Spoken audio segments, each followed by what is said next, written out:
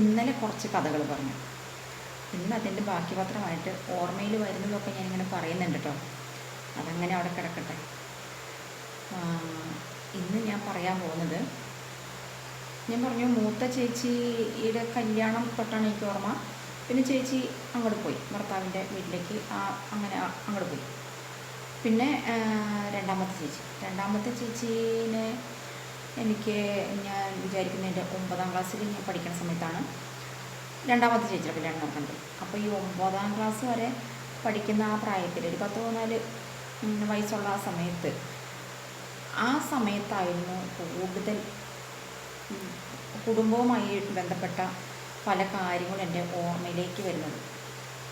ചേച്ചി വീട്ടിലുള്ള സമയം, ചേച്ചിയുടെ കല്യാണത്തിന് മുമ്പ് ചേച്ചി വീട്ടിലുണ്ടായിരുന്ന സമയം, മൂത്ത ചേച്ചിയുടെ പേര് ശോഭന, രണ്ടാമത്തെ ചേച്ചിയുടെ പേര് രത്നമ്മ. അപ്പോൾ മൂത്ത ചേച്ചീനെ ഞങ്ങൾ ചാച്ചി എന്നാണ് വിളിക്കുക, രണ്ടാമത്തെ ചേച്ചീനെ കുഞ്ഞേച്ചിന്ന്. അപ്പോൾ ഈ കുഞ്ഞേച്ചി വീട്ടിലുണ്ടാകുന്ന കാലമാണ് സുവർണകാലം എന്നൊക്കെ പറയില്ലേ, ആ കാലം അതായിരുന്നു കേട്ടോ. ചേച്ചി പണിക്ക് പോകും, അധികം വിദ്യാഭ്യാസമൊന്നുമില്ല അന്ന്. അങ്ങനെയാണ്, ഏതാണ്ട് 5, 6, 4 ആ രീതിയിലൊക്കെ അന്ന് മുതിർന്ന ആളുകളുടെ വിദ്യാഭ്യാസം അങ്ങനെയാണ് ഞങ്ങളുടെ കുടുംബത്തിൽ. പിന്നെ ഞങ്ങളാണ് അല്പമെങ്കിലും ഇത്തിരി വിദ്യാഭ്യാസം നേടിയിട്ടുള്ളത്. അപ്പോൾ അവരങ്ങനെ ചെറിയ പ്രായത്തിൽ തന്നെ പഠിപ്പ് നിർത്തി. അന്നത്തെ കാലം എനിക്ക് തോന്നുന്നു അങ്ങനെയായിരുന്നു തോന്നുന്നു കേട്ടോ. അധികം വിദ്യാഭ്യാസമൊന്നും ഇല്ലാണ്ട് അങ്ങനെ ഇരിക്കുമ്പോഴാണ് ഈ അംഗൻവാടി സ്ഥാപിക്കപ്പെട്ടതും. അംഗൻവാടിയിലെ ലക്ഷ്യങ്ങളൊന്നും ഇതാണ്, സ്കൂളിലെ കൊഴിഞ്ഞു പോക്കൽ ഒഴിവാക്കുക എന്നുള്ളത്. അപ്പോൾ അന്നത് അങ്ങനെ നിരപ്പുണ്ടാവുന്നൊരു സംഭവമാണത്. അധികം വിദ്യാഭ്യാസം ഇല്ലാതെ 3, 4, 5 ക്ലാസ് പഠിക്കുമ്പോഴത്തേക്കും പഠിത്തം നിർത്തി എന്തെങ്കിലും പണിക്ക് പോകും. അതാണ്, കുടുംബം നോക്കാൻ വേണ്ടിയിട്ട് എന്തെങ്കിലും പണിക്ക് പോകും. അത് അങ്ങനെ തന്നെയായിരുന്നു എൻ്റെ ചേച്ചിമാരും, 2 പേരും അങ്ങനെയായിരുന്നു. രണ്ടാമത്തെ ചേച്ചി പറഞ്ഞ മാതിരി 4, 5, 6 ക്ലാസ് എങ്ങാണ്ട് പഠിച്ചിട്ടുള്ളൂ. ചേച്ചി എപ്പോഴും പറയുന്ന കാര്യം, എനിക്കൊരു പാട്ട് പാടാൻ സാധിച്ചിരുന്നെങ്കിൽ. ചേച്ചി പാട്ട് പാടി ഞാൻ കേട്ടിട്ടില്ല.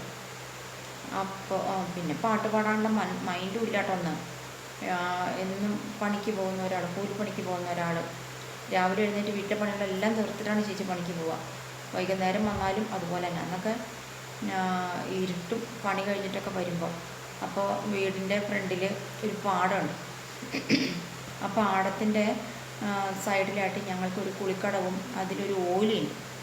അപ്പോൾ പിന്നെ പാടം ആയത് കാരണം ചെറിയ കയ്യാണിന്നൊക്കെ വെള്ളം ഒഴുകി വന്നിട്ട് അങ്ങനെ ആ വെള്ളത്തിലും പിന്നെ വേനൽക്കാലമായ ഈ ഓലിൻ്റെ വെള്ളത്തിലും ഒക്കെയാണ് കേട്ടോ ഞങ്ങളുടെ അലക്കും കുളി. അപ്പോൾ ഈ ചേച്ചിക്ക് രാത്രിയിലൊക്കെ സന്ധ്യ നേരത്തൊക്കെ കൂട്ട് പോകുമായിരുന്നു ഞാൻ, അങ്ങനെ ഒരു കാലം. അപ്പോൾ ഞങ്ങളുടെ അച്ഛൻ്റെ തൊഴിൽ എന്താണെന്ന് പറഞ്ഞിട്ടുണ്ടെങ്കിൽ, അന്ന് ഈ പാറമടകളൊന്നുമില്ല, എൻ്റെ അറിവിലവിടെ പാറമടയൊന്നുമില്ല. എന്നാൽ അന്ന് കാലത്തുള്ള അത്യാവശ്യം സാമ്പത്തിക ഭദ്രതയുള്ള ആളുകളൊക്കെ വീടൊന്ന് പുതുക്കി പണിയുന്ന സമയം. ചില വീടുകളൊക്കെ എൻ്റെ ഓർമ്മയിൽ ഇന്നുണ്ട്, പച്ചക്കട്ട കൊണ്ട് പണിത വീടുകളൊക്കെ പിന്നെ പുതുക്കി വലിയ വീടുകളൊക്കെ ആക്കിയ ഒരു കാലഘട്ടം. അപ്പോൾ അങ്ങനെ വരുമ്പോൾ ഈ പാറമടകളില്ലാത്ത കാരണം വീട് പണി എന്തായാലും കരിങ്കല്ല് ആവശ്യമുണ്ട്. കരിങ്കല്ല് വേണം, മെറ്റൽ വേണം. അപ്പോൾ ഇത് രണ്ടും ഉണ്ടാക്കി കൊടുക്കലാണ് എൻ്റെ അച്ഛൻ്റെ തൊഴിൽ. തമരടിച്ച് പാറയെ കുഴിയാക്കി അത് വെടി പൊട്ടിച്ച് കല്ലുകൾ, വലിയ പാറക്കല്ലുകളൊക്കെ ആയിട്ട് ഇങ്ങനെ മറിഞ്ഞ് കിടക്കുമ്പോൾ അതൊക്കെ വലിയ കൂടം കൊണ്ട് തല്ലി പൊട്ടിച്ച് അതിൻ്റേതായ വലിപ്പത്തിലുള്ള കഷ്ണങ്ങളാക്കി അത് അട്ടിയിട്ട് പിന്നെ ചെറു പൊടി ചില്ലുകളൊക്കെ പെറുക്കി മെറ്റലാക്കി അതും അട്ടിയിട്ട് കൊടുത്ത് അങ്ങനെയായിരുന്നു അച്ഛൻ്റെ തൊഴിൽ. അങ്ങനെയാണ് ഞങ്ങൾ ജീവിച്ചു പോകുന്നത്. അപ്പോൾ ഇത് ഈ മഴക്കാലമായി കഴിഞ്ഞാൽ, അന്ന് ഇന്നത്തെ പോലെയല്ല, നല്ല മഴയാണ്. മഴ എന്ന് പറഞ്ഞാൽ ഒരാഴ്ചക്ക് വീടിൻ്റെ പുറത്തിറങ്ങാൻ പറ്റാത്ത മഴയുണ്ടാവും. അങ്ങനെ മഴ വരുന്ന സമയത്ത് ഞങ്ങൾ ബുദ്ധിമുട്ടും. ജീവിതം അങ്ങോട്ട് മുന്നോട്ട് പോകാൻ വേണ്ടിയിട്ട് അടുക്കളയിൽ തീ പോയിക്കാനായിട്ട് ആ സമയത്ത് ഞങ്ങൾക്ക് നല്ല ബുദ്ധിമുട്ടാണ്. അപ്പോൾ കാരണം തമരടിക്കാൻ പറ്റില്ല, കുഴിയിൽ വെള്ളം നിറയും. അതേമാതിരി വെടിമരുന്നൊക്കെ ഉണക്കാനായിട്ട് പറ്റില്ല, വെയിലില്ലല്ലോ. ആ സമയം ഞങ്ങൾക്ക് ഒത്തിരി ബുദ്ധിമുട്ടാണ്. അച്ഛൻ ഈ വൈകുന്നേരം പണി കഴിഞ്ഞിട്ട് ഇതിൻ്റെ സാധനങ്ങളൊക്കെ വാങ്ങാൻ വേണ്ടി തൊടുപുഴ അതിൻ്റെ ഇടയ്ക്കാണ് മടക്കത്താനം എന്ന് പറഞ്ഞൊരു സ്ഥലമുണ്ട്, അവിടേക്ക് പോകാം കേട്ടോ.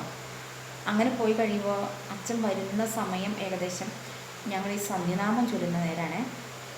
സന്ധ്യനാമം ചൊല്ലാൻ വേണ്ടിയിട്ടിരിക്കുന്ന ഞാനും എൻ്റെ തൊട്ട് മുകളിലുള്ള ചേച്ചി, എൻ്റെ താഴെയുള്ള ആങ്ങളെ, ഞങ്ങൾ മൂന്നാളിരുന്നിട്ടാണ് രാമ രാമ രാമ രാമ രാമ രാമ പാഹിമം രാമപാദം ചേരണേ മുകുന്ദ രാമ പാഹിമം പണ്ടയോധ്യ വാണിരുന്ന മന്നനാം ദശരഥൻ്റെ, അങ്ങനെ ആ സന്ധ്യനാമം അതാണ് ഞങ്ങൾ ചൊല്ലുക. അത് കഴിഞ്ഞിട്ട് പിന്നെ ഒരു നാമം 10 തവണ ചൊല്ലണം. പിന്നെ മറ്റൊരു നാമം വീണ്ടും ഒരു 10 തവണ ചൊല്ലണം. അതിനുശേഷം വീണ്ടും ഒരു 10 തവണ വേറൊരു നാമം ചൊല്ലണം. ഈ നാമം തന്നെ ഒരു 7.5 പേജോളം ഉണ്ട്. അത് കഴിഞ്ഞതിന് ശേഷമാണ് ഈ മറ്റ് നാമങ്ങൾ 10 വീതം ചൊല്ലുന്നത്. ഇതൊക്കെ കഴിഞ്ഞ് അപ്പോൾ ഈ സമയം മുഴുവൻ എൻ്റെ തൊട്ടും മൂത്ത ചേച്ചി, അവളുടെ പേര് അംബിക, ഇപ്പോൾ പനിയായിട്ടിരിക്കുകയാണ്. അംബിക ഇതെല്ലാം ശ്രദ്ധാപൂർവം തുടക്കം മുതൽ ലാസ്റ്റ് വരെ ഇരുന്ന് ചൊല്ലും. ഞങ്ങളെന്ത് ചെയ്യുന്നുള്ളൂ, ഞങ്ങളിങ്ങനെ രാമരാമ എന്ന് ചൊല്ലുക, ആരിങ്ങനെ വഴിയിലേക്കാണ് ഞങ്ങളുടെ കണ്ണ്. അച്ഛൻ വരും. അന്ന് ഈ ബയൻറ്റ് കവറുകൾ എനിക്ക് തോന്നുന്നു ഒരു 10-25 കിലോ അരിയൊക്കെ കൊള്ളുന്ന അങ്ങനത്തെ കവറുണ്ടെന്ന് തോന്നുന്നുണ്ട്, കടലാസിൻ്റെ ബയൻറ്റ് അങ്ങനെ പറയാം. അപ്പോൾ ആ കവറിൻ്റെ അകത്താണ് അച്ഛൻ ഈ സാധനങ്ങളൊക്കെ വാങ്ങി വരിക. അപ്പോൾ ഞങ്ങൾക്ക് ഭയം. പിന്നെ ഞങ്ങൾ നാമം ചൊല്ലുന്നത് അങ്ങനെ വെള്ളം പൊളിച്ചുവിട്ട പോലെ പോകും. എന്താണെന്ന് വെച്ചാൽ അച്ഛൻ ഈ കൊണ്ടുവന്ന ഈ കിറ്റിൻ്റെ ഉള്ളിൽ ഞങ്ങൾക്ക് വേണ്ട മാമ്പഴം, മുന്തിരി, അങ്ങനെയുള്ള പഴവർഗ്ഗങ്ങളും പിന്നെ ഞങ്ങൾക്കുള്ള എന്തെങ്കിലും ഡ്രസ്സ്, മിക്കവാറും അന്ന് കൊണ്ടുവരുന്ന വെച്ചിട്ടുണ്ടെങ്കിൽ ഈ കളമായിട്ട് കൊച്ചു മുണ്ടുണ്ടാവും, കുട്ടികൾക്ക് കൊടുക്കാൻ പറ്റാവുന്ന ആ മുണ്ടുണ്ടാവും. പിന്നെ ഞങ്ങൾക്ക് കുട്ടി ചെരുപ്പുണ്ടാവും, ഇതൊക്കെ ഉണ്ടാവും. അപ്പോൾ ഇതെന്താണെന്ന് അറിയാനുള്ളൊരു ആകാംക്ഷ കാരണം ഞങ്ങളിങ്ങനെ നാമം ചൊല്ലി അങ്ങോട്ട് ഓടും. ചിലപ്പോൾ അവസാനം വരെ എത്തും, അല്ലെങ്കിൽ ഞങ്ങൾ രണ്ടാളും പതുക്കെ മുട്ട കുത്തി ഇങ്ങോട്ട് പോരും. ചേച്ചി അവിടെ ഇരുന്ന് പൂർത്തീകരിക്കും.